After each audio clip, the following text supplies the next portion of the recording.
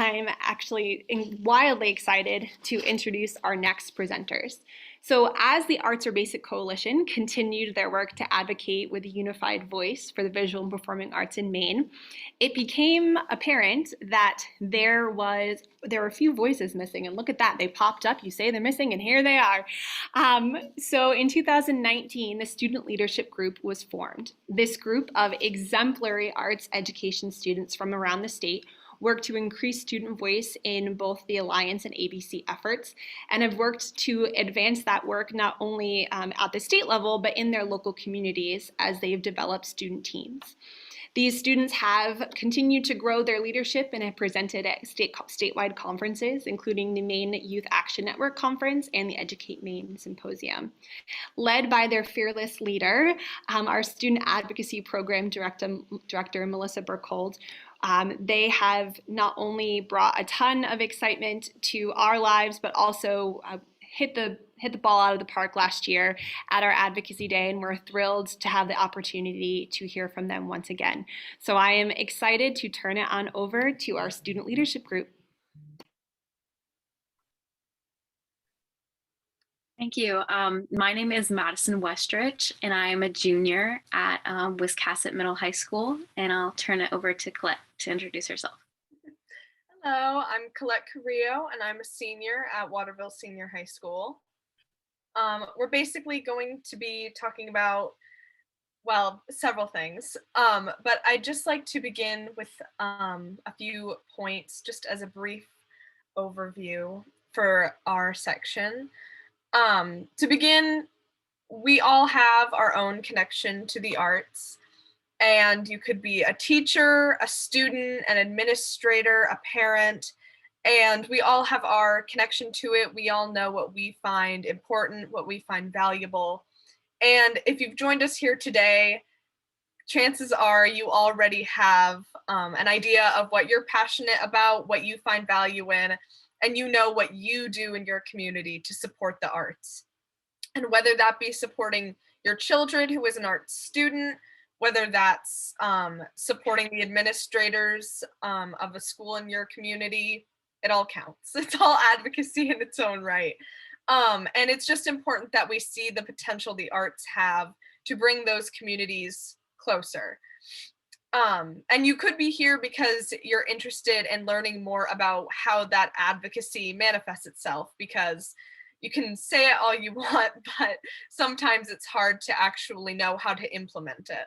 So today we're going to be reflecting on our relationship with the arts and where that journey started and how that advocacy can help us in our experiences, and also leading into how those experiences had to change due to COVID and what the future might look like. Thank you, Colette. I'm now going to be leading us into our first activity with something called a Slido. Just slido.com, and you'll be given the opportunity to enter in a code, which I believe will be in the chat.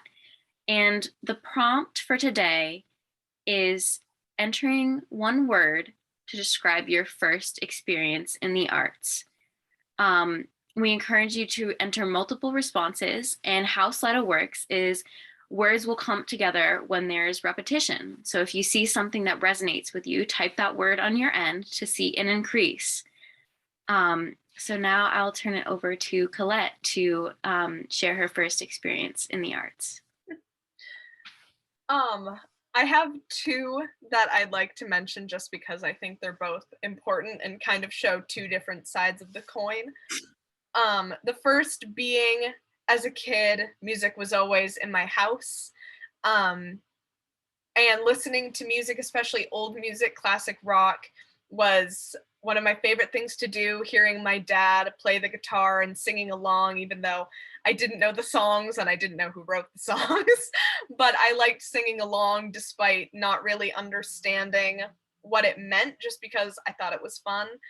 And I think that's worth talking about, just because I didn't have a intellectual connection to the music I was hearing. I didn't have an academic connection to the music I was hearing.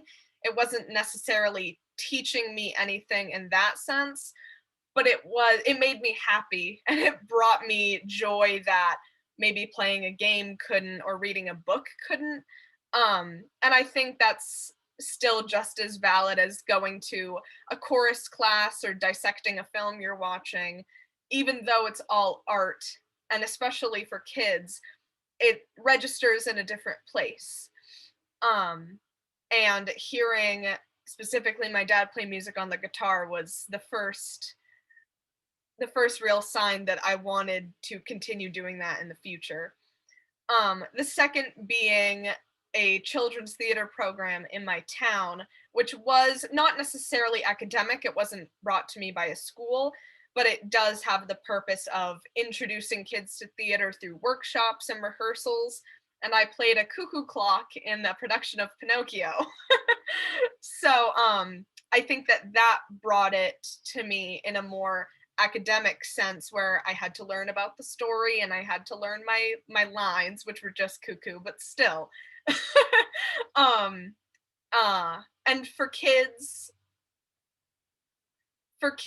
knowing that they're learning, but also that you're just making them happy, and it doesn't always have to be about what are they gaining from this. It can just be they're gaining a little bit of joy. Yeah, I couldn't agree more myself. I too grew up in a very arts heavy household, watching shows that had songs every 5 minutes, or listening to songs in the car with my parents. Um, but one of the first memories that I can recall of my childhood was these little performances that we would put on in primary school, where you had choreographed numbers and ridiculous costumes of vegetables and songs that talked about complete nonsense. And quite a few of my classmates really just hated the whole production, but I still to this day think that it was one of the things that got me hooked. I said, I love performing for people. I know that maybe the song that we're singing right now isn't to my liking, but the feelings and the connections that you make when you perform for someone, the amount of happiness that you gain personally and that you give others is unmatchable. And a second for myself as well would be attending theater performances at Maine State Music Theater with my grandmother every summer for multiple productions. And while I personally don't do theater myself, that process of watching people create was just amazing. And, it inspired me to want to learn the songs and do research about the musicals. And I think that's unmatchable. And I think it's why I still participate in the arts today. Um, so now to our next part, I'd like to kind of reflect on what we spoke about on Tuesday, really focusing on the celebration of the arts. We featured multiple students from our schools in pictures and videos, talking about the recent projects that they've been doing, whether that's painting murals or performing in one-act competitions for drama, really emphasizing that during these hard times, we still have been creating. We're still working, we still have goals, and we're still here. So that was kind of thematically our goal on Tuesday, but today we've kind of gained a perspective that's a bit more real. We'd like to expose the challenges that we've been going through. We're gonna normalize knocking off that rust and bringing back the skills that we once had, and maybe some of that motivation as well. Personally, I just had my music teacher of 5 years resign from our school. And to say that that was an experience of thousands of emotions is putting it lightly. She was for me, who I would go to vent about a really bad class or a test that I didn't do well on. And so she was also really obviously key and important to my musical career. Um, and since then, we've had a few substitute teachers just to keep a person in our classroom. Um, and during this time, I've had to ask myself, do I still want to do this? Um, why am I here still? Why am I in this even though my arts teacher is no longer here? Um, and it was really challenging for me. I definitely contemplated dropping both chorus and band more than one time. And so finally, within the past few months, we've gotten a permanent teacher who I've gotten to know pretty well. And it's kind of reminded me why I still do this. She noticed that we were struggling and she took that and said, this is why you still need to be here, because you're willing to work through the challenges despite all that, because of how much you love it. So now I'd like to pass it on to Colette again to share her experiences. Yes. I think something with COVID that we've had to deal with in our personal lives is keeping the arts in our daily lives, not in a work sense and not in an academic sense. And my goal for 2022 was to listen to an entire album every day. So even when I'm tired and when I have pounds of homework to do, I give myself 30 minutes to an hour every day to just be alone with my thoughts and listen to the music and write down my thoughts. I rank the songs, I post them so people can weigh in. Because going into my senior year, I knew things that would be ramping up. I knew things that would be more stressful now than ever. And I knew I would never have the same time I did to give myself the arts in my daily life.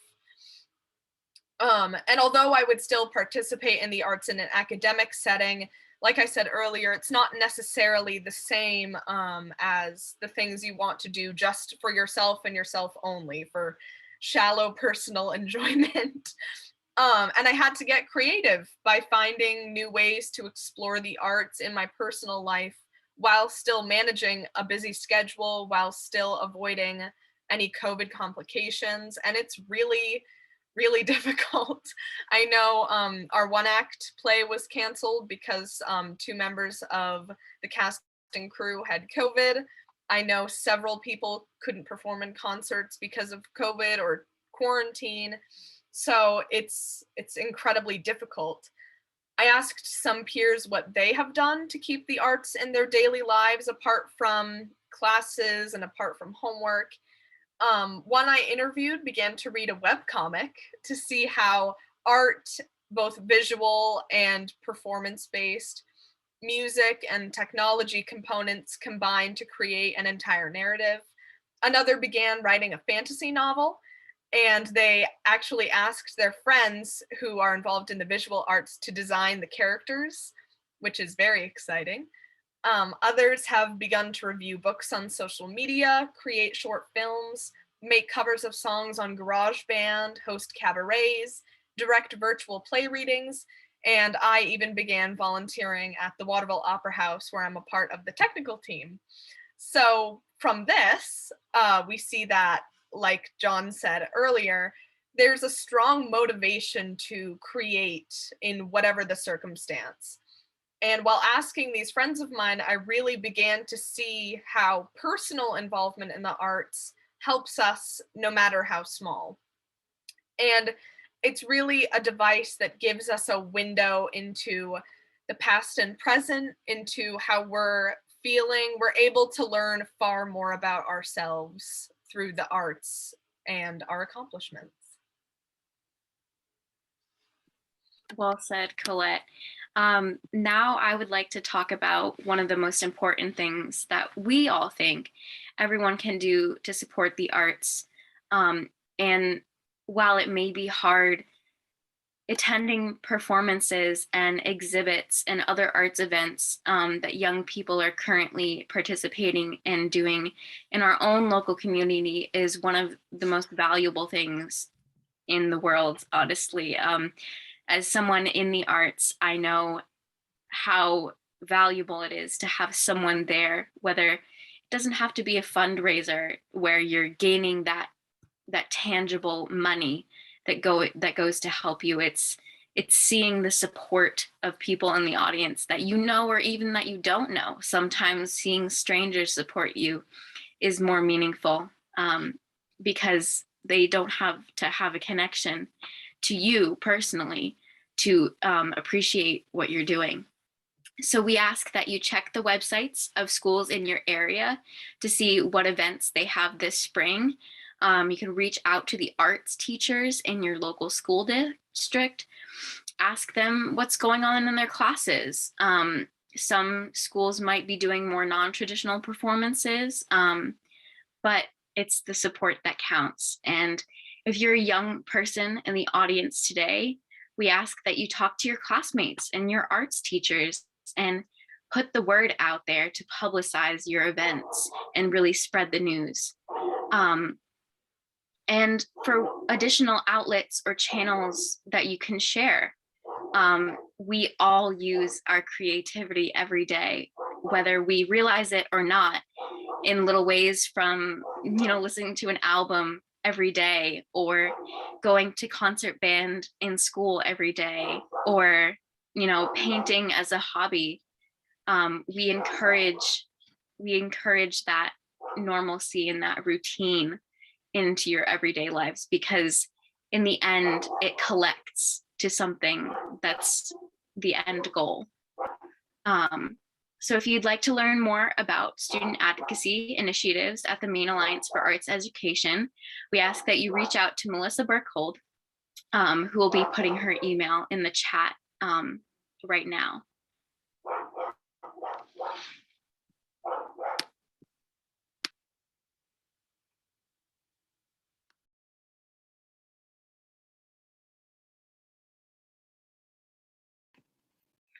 Thank you, Madison and Colette. I'll give them a loud round of applause, but your words are echoing in my teacher heart, in my human heart, in all of those. When you said, we've still been creating, we've still been working, we still have goals, we're still here. Like, oh my goodness, I want that on a t-shirt, and we can share that with everyone. Thank you for all of the work that you're doing for representing our student leadership group. And thank you to Melissa, because you have put together an incredible amount of work that showcases that we need to be listening to the young people in our schools. So thank you so much, Colette and Madison.